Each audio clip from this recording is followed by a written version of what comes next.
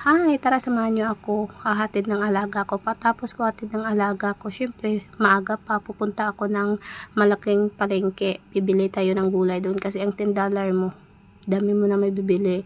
Ako pala si Adang, trabador dito sa Hong Kong. Taga-Kuskusinadoro, hatid sundo ng alaga, all around trabaho ko dito.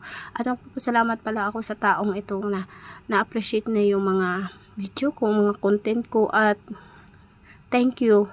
Nag-effort pa siya, nag-PM pa siya sa akin na bibilhan ako. Pero by the way, be, thank you so much. Meron naman ako kaibigan kapag gipit talaga ako, may tatakbuhan ako. Pero thank you so much, appreciated.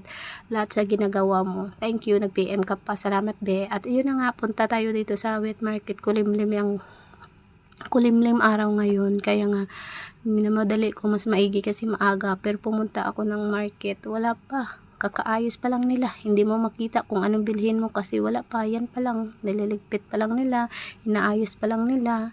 At yun, pupunta tayo doon sa isdaan. Yun, mga ready na, mga baboy, mga mura yan dyan sa market na yan, sa Puon. Dito lang yan sa Siongsawan. Ayun na nga, daming kakapukas lang nila. Dito na lahat, makabili ka ng luto na. At dito ako bibili ng isda sa Puon, sa wet market talaga. Pero wala akong madatnan kasi maaga pa nga, wala nakalagay, walang isda. Kaya wala akong magagawa, hanap talaga ako. So wala, no choice, pupunta tayo doon sa dulo dito sa Indo. Meron kasi mga Filipino foods dito minsan sa Indo. So wala ako makita. Ayun na nga, ang nakuha ko na lang is Argentina meatloaf at saka Cafe. Cafe. Yun na nga.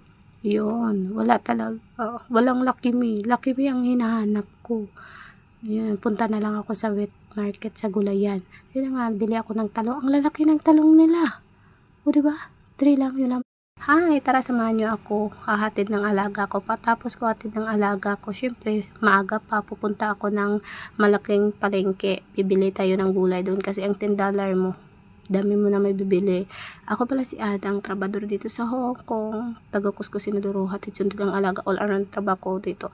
At magpapasalamat pala ako sa taong itong na-appreciate na yung mga video ko, mga content ko, at thank you. Nag-effort pa siya, nag-PM pa siya sa akin na bibilhan ako. Pero by the way, be, thank you so much. Meron naman ako kaibigan kapag gipit talaga ako, may tatakbuhan ako. Pero thank you so much, appreciated.